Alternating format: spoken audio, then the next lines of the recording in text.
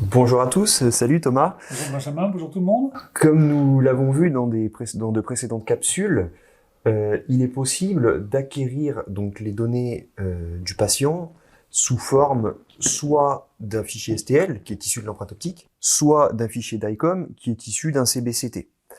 Et tout l'intérêt du flux numérique, ça va être de pouvoir fusionner ces deux fichiers.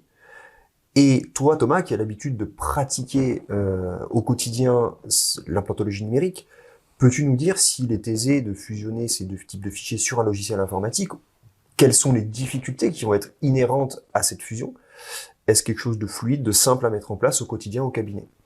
Effectivement, Benjamin, les deux données assez essentielles en implantologie, c'est le DICOM, c'est-à-dire tout ce qui vient du cone-beam, d'une part, et d'autre part, le STL, donc ce qui vient de la caméra.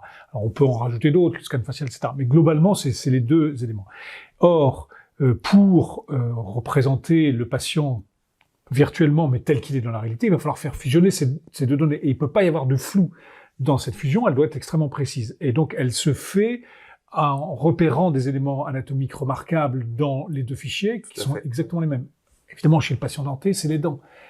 On les remarque très facilement, on les repère très facilement à la radio comme à la caméra. Et donc la fusion, elle se fait, c'est-à-dire qu'on va dire, l'angle incisif droit de l'incisif central, elle est là à la radio, et on le retrouve là sur la caméra.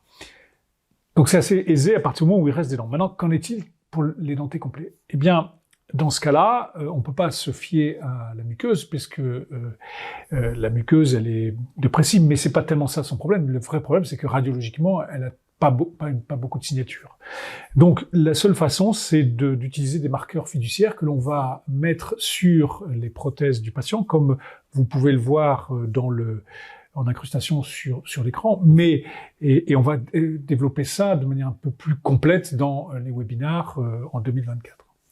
Bien Thomas, on a hâte de découvrir ces techniques dans ces futurs webinars qui seront évidemment publiés, comme tu viens de le dire, en amont des rencontres ARIA 2024, qui auront lieu du 3 au 5 octobre.